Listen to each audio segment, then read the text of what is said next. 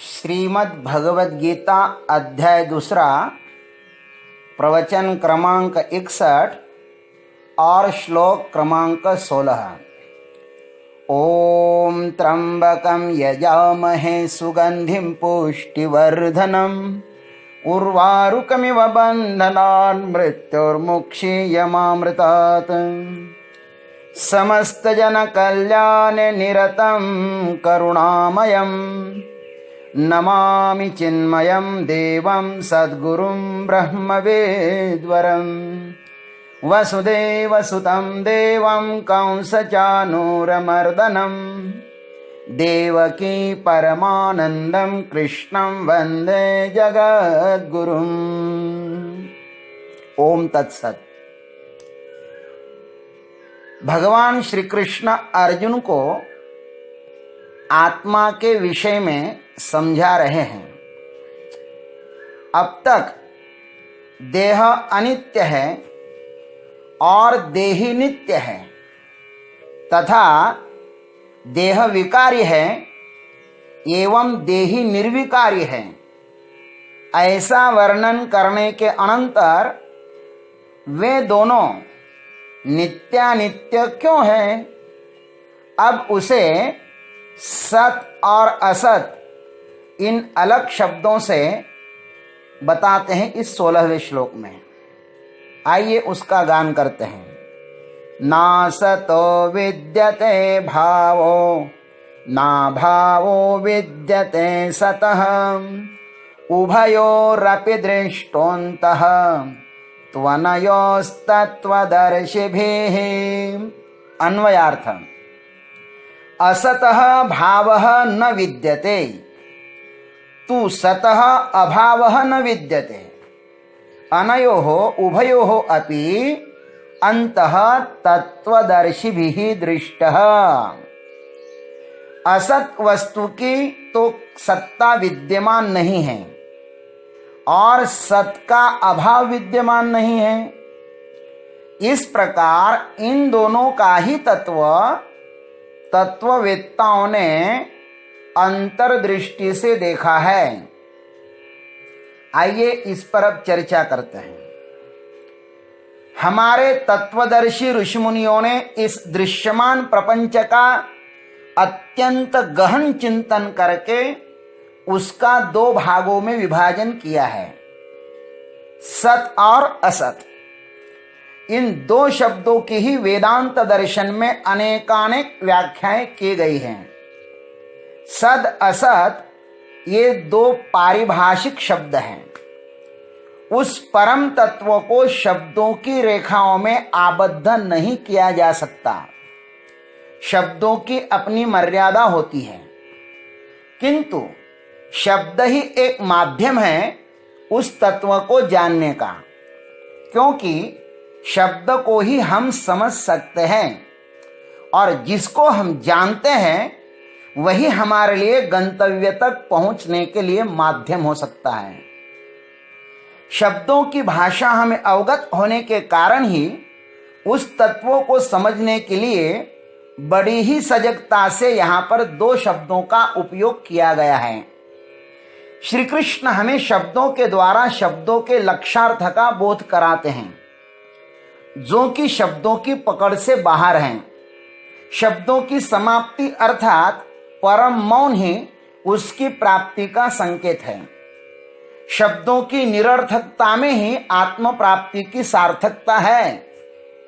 आज इस दृश्यमान जगत को ही हमने यथार्थ समझ रखा है, अतः इस जगत के अस्तित्व को ही हमें यथार्थ समझना होगा। यह दृश्यमान जगत ही हमारे तत्व दर्शन की यात्रा का माध्यम होगा, क्योंकि जहां पर हम होते हैं यात्रा वहीं से प्रारंभ होती है। आत्मदर्शन के पथ पर आरूढ़ हुए साधन चतुष्ट संपत्ति से परिपूर्ण पथिक के पास विवेक नामक प्रथम संपत्ति होती है। विवेक, वैराग्य, समाधि षटक और मोक्ष, यही संपदा उसके परमात्म पंथ का परमाश्रय है। उसमें विवेक प्रथम है। विवेकहीन व्यक्ति को आत्मदर्शन की लालसा नहीं करना चाहिए, करे तो उनके लिए श्रम एव ही केवलम। सदसत ये दोनों भी हमारे शरीर में मौजूद है। नश्वर शरीर का त्याग कर जो बचता है वह आत्म तत्व ही है।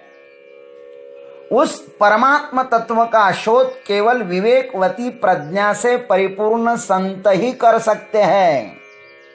सदसत का विवेक किस प्रकार होवे, इस सिद्धांत को ज्ञानेश्वर महाराज 4 दृष्टांत से समझाते हैं।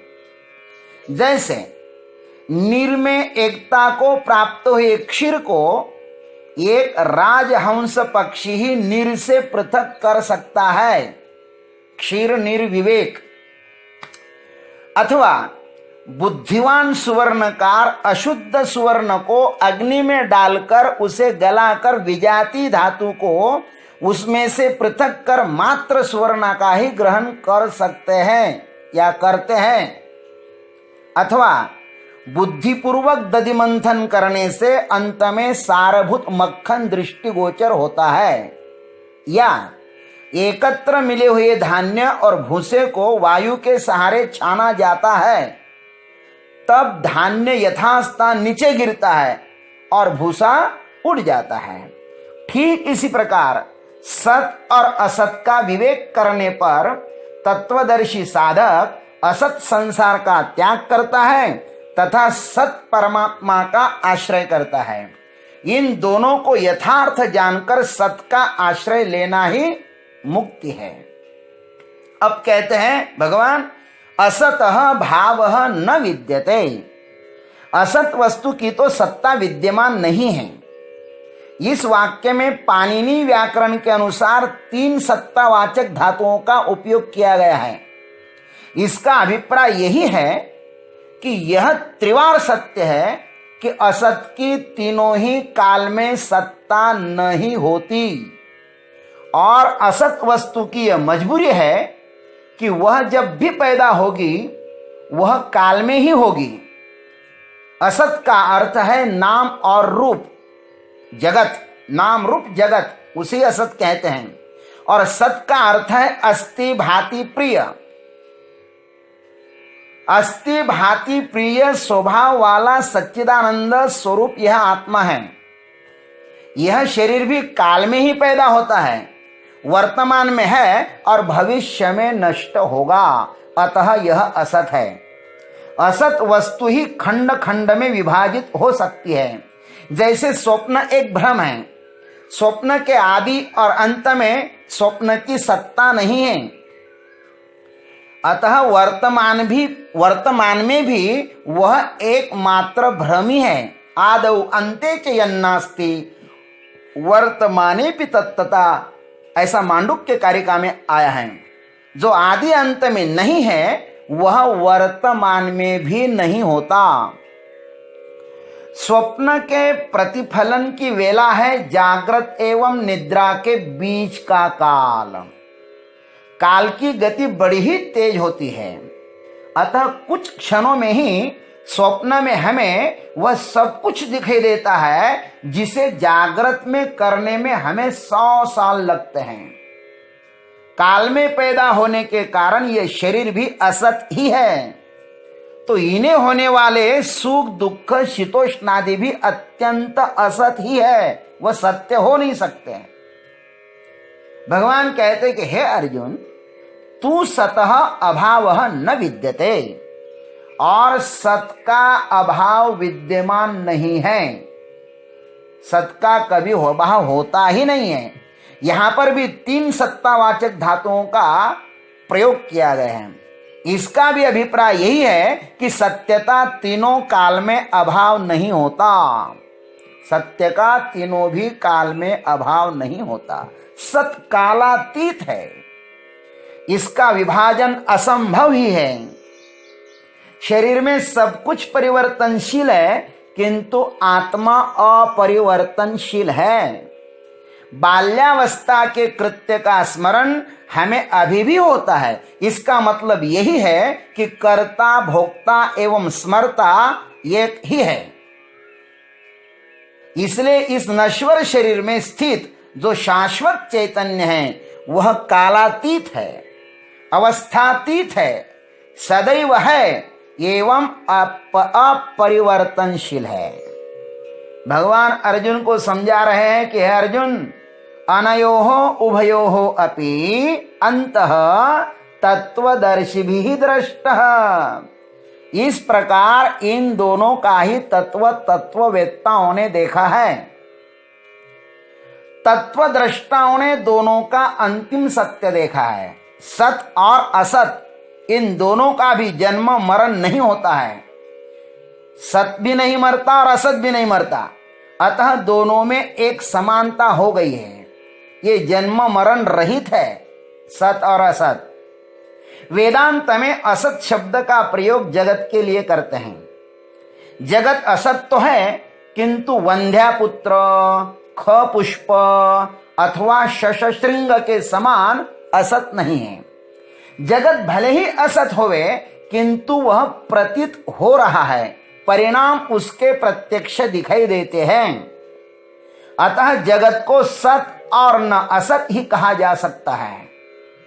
जगत को न सत कहा जा सकता है और न असत ही कहा जा सकता है। इसको वेदांत में तीसरा ही शब्द दिया है, अनिर्वचनीय, अथवा हमारे भाष्यकार इसको बड़े आनंद के साथ मिथ्या कहते हैं।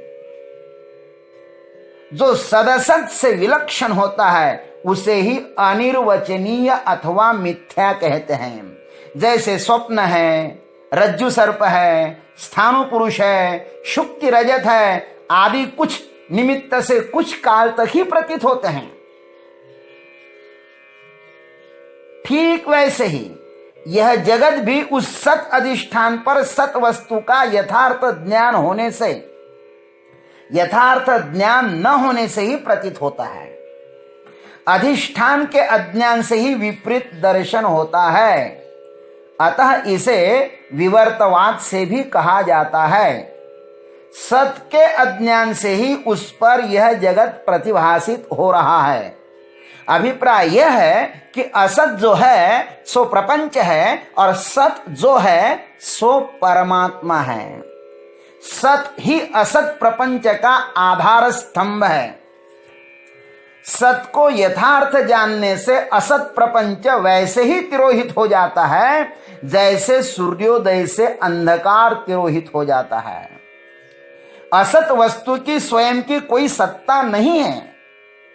उसे प्रकट होने के लिए भी सत का ही आधार चाहिए। अतः सत सतः अभावः न विद्यते, यही निर्णय है तत्वदर्शियों का। आत्म तत्व ही सत्य वस्तु है और यह शरीरादि जगत प्रपंच जो है ना, वह असत वस्तु है। इस प्रकार के यथार्थ दृढ़ ज्ञान से ही मोक्ष का द्वार खुल जाता है। उस आत्म तत्व पर शरीर ही यदि एकमात्र आभास है तो शीतोष्णादि सुख दुख भी एकमात्र भ्रम ही है। इसी बात को जानकर तत्वज्ञानी लोग मुक्त हो जाते हैं। अमृतत्वाय कल्पते, इसलिए वे अमृत तत्व को प्राप्त हो जाते हैं। अब भगवान आगे ये कहेंगे कि सत तत्व किसे कहते हैं, उसको हम कल देखेंगे, अग्रिम भाग में देखेंगे। आज इतना ही। जय गुरुदेव, जय जगदीश्वर, जय जय महाकाल। ओम तत्सत।